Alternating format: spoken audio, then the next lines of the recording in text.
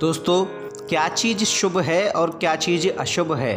कौन से संकेत हैं जो शुभ हैं हमारे लिए और कौन से संकेत हैं जो अशुभ हैं हमारे लिए? हम इस चीज़ पर बहुत ज़्यादा ध्यान देते हैं। भारतीय शास्त्र भी ऐसी अनेक चीज़ों से भरा पड़ा है जो बताता है कि कौन सा संकेत शुभ है और कौन सा संकेत अशुभ है। ये हमारे जीवन पर बहुत बड़ा प्रभाव डालते हैं। जब हम किसी आवश्यक कार्य से जा रहे हैं और हमें शुभ संकेत दिखाई देते हैं तो हमारा मन प्रफुल्लित हो जाता है और हमें उम्मीद हो जाती है कि हमारा कार्य 100% सत्य होगा अथवा 100% सिद्ध होगा।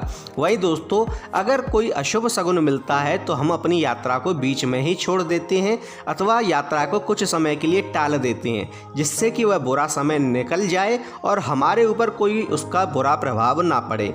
इसी कारण हमारे भारत देश में ऐसे अनेक शगुन और अपशगुन माने जाते हैं। जैसे कि हम किसी यात्रा से जा रहे हैं और बिल्ली अगर रास्ता काट जाती है तो हम उस यात्रा को कुछ समय के लिए स्थानांतरित कर देते हैं, छोड़ देते हैं, क्योंकि इसे एक अपशगुन माना जाता है। वहीं दोस्तों, अगर हम यात्रा के लिए जाते हैं और कोई दूध का पात्र लेकर हमारे सम्मुख दिखाई देता है तो इसे शुभ माना जाता है और हमारा मन प्रसन्न हो जाता है। इसी प्रकार दोस्तों, अगर आपको यह मालूम चले कि पानी भी आपको शुभ और अशुभ दोनों प्रकार के संकेत देता है तो आपके लिए कितना फ़ायदेमंद होगा।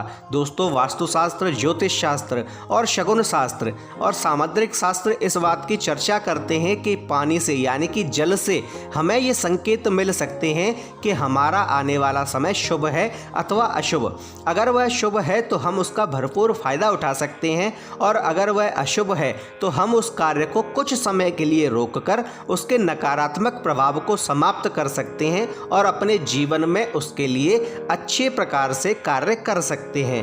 दोस्तों, पानी अथवा जल हमें किस प्रकार से शगुन अथवा अपशगुन देता है उसके लिए हम इस वीडियो में आपको बता रहे हैं। नंबर 1, दोस्तों, अगर आपके हाथ से अचानक से पानी का पात्र छूटकर गिर जाता है तो यह एक शुभ शगुन नहीं होता। इसका अर्थ होता है कि यह एक अपशगुन है। इसलिए अगर कोई व्यक्ति किसी कार्य से जा रहा है अथवा कोई अच्छा कार्य करने जा रहा है या कोई कार्य कर रहा है और किसी के हाथ से पात्र अगर छूटकर गिर जाता है, जल फैल जाता है, तो यह अच्छा नहीं माना जाता है। इसका अर्थ है कि शीघ्र ही उस व्यक्ति को कोई मानसिक समस्या हो सकती है, आर्थिक समस्या हो सकती है। दोस्तों, वास्तुशास्त्र के अनुसार और ज्योतिष शास्त्र के अनुसार जल चंद्रमा और शुक्र ग्रह के लिए माना जाता है। अगर चंद्रमा भी मन का रूप होता है और शुक्र ग्रह हमें ऐश्वर्य प्रदान करने वाला होता है, इन दोनों को जल ही उसका प्रतिनिधित्व करता है।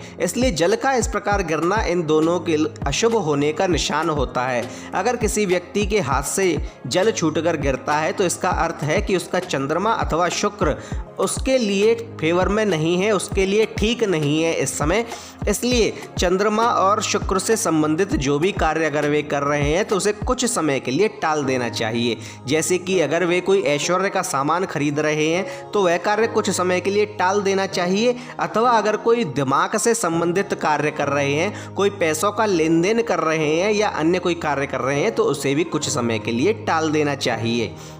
नंबर 2, दोस्तों, अशुभ चंद्रमा और शुक्र को मनाने के लिए भी जल का ही प्रयोग किया जाता है। इसलिए उसी जल से आप अपने चंद्रमा और शुक्र को ठीक भी कर सकते हैं। अगर आपको पता चलता है कि आपकी कुंडली में चंद्रमा अथवा शुक्र का योग इस समय ठीक नहीं है तो आप उसे ठीक करने के लिए सोमवार के दिन महादेव को जल अर्पित अवश्य कीजिए। ऐसा करने से आपको मानसिक शांति तो मिलेगी ही, इसके अतिरिक्त आपके कुंडली में उपस्थित चंद्रमा और शुक्र को मजबूती प्रदान होगी, जिससे आपके जीवन में चल रही समस्याएं समाप्त होने लगेंगी। नंबर 3, दोस्तों, अगर आप किसी कार्य से जा रहे हैं, किसी आवश्यक कार्य से घर से बाहर निकलते हैं और घर से बाहर निकलते ही कोई व्यक्ति अथवा कोई स्त्री अथवा कोई बालक या बालिका आपको रास्ते में घर से निकलते ही जल का पात्र भरा हुआ लिए हुए दिखाई देती है अथवा आपके और आते हुए आपको दिखाई देती है तो यह बहुत ही शुभ संकेत माना जाता है। ऐसा कहा जाता है कि ऐसा होने पर व्यक्ति जिस कार्य के लिए घर से निकला है, चाहे वह कार्य कितना भी कठिन हो, परंतु उस व्यक्ति को उस कार्य में सफलता अवश्य ही मिलेगी। अगर वह व्यक्ति धन कमाने के लिए निकल रहा है तो उस व्यक्ति को उस दिन धन अवश्य ही प्राप्त होगा। नंबर 4 दोस्तों, अगर आप किसी कार्य से जा रहे हैं और आपको कोई व्यक्ति अभिमंत्रित जल से छिड़काव कर देता है आपके ऊपर, तो यह भी आपके लिए बहुत शुभ माना जाता है। इसका अर्थ होता है कि देवताओं का आशीर्वाद आपको प्राप्त है, जिसके कारण आपका कार्य सिद्ध होगा। इसका कार्य यह भी होता है कि आपको आर्थिक लाभ अवश्य होगा। अगर आपके कार्य बिगड़ रहे हैं तो वे बनने लगेंगे। इसके अतिरिक्त आपका पैसा अगर कहीं फंसा है तो वह भी आपको शीघ्र प्राप्त हो जाएगा। नंबर 5 दोस्तों, अगर आपके घर में आप बेवजह पानी को फैलाते हैं, जल को बेवजह व्यर्थ करते हैं, उसे फैलाते हैं, तो यह अच्छा शगुन नहीं होता है। इसका अर्थ होता है कि शीघ्र ही आपके जीवन में आर्थिक और मानसिक दोनों प्रकार की समस्याएं आने वाली हैं। आपके घर से पैसा टिकेगा नहीं, आपके घर से पैसा उसी पानी की तरह बाहर निकल जाएगा। नंबर 6 दोस्तों, अगर आपके घर के नलों से पानी टपकता है तो आपको यह एक अपशगुन की तरह ही लेना चाहिए, क्योंकि घरों के नल से पानी का टपकना शुभ नहीं माना जाता है। वास्तुशास्त्र के अनुसार अगर आपके घर से पानी टपक टपक के निकलता है तो उसे आप तुरंत ठीक करवा लीजिए, अन्यथा आपको बहुत बड़े आर्थिक संकट से गुजरना पड़ेगा।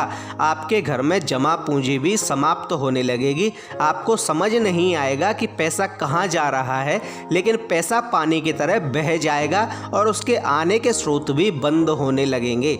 यानी कि अगर आप करोड़पति भी हैं तो आपको भिखारी होने में अधिक समय नहीं लगेगा। इसलिए अगर टपकते हुए नल से पानी जाता है तो आप उन नलों को ठीक करवा लीजिए। दोस्तों, ये हैं वे कुछ संकेत जो शगुन शास्त्र के अनुसार हमने आपको बताए।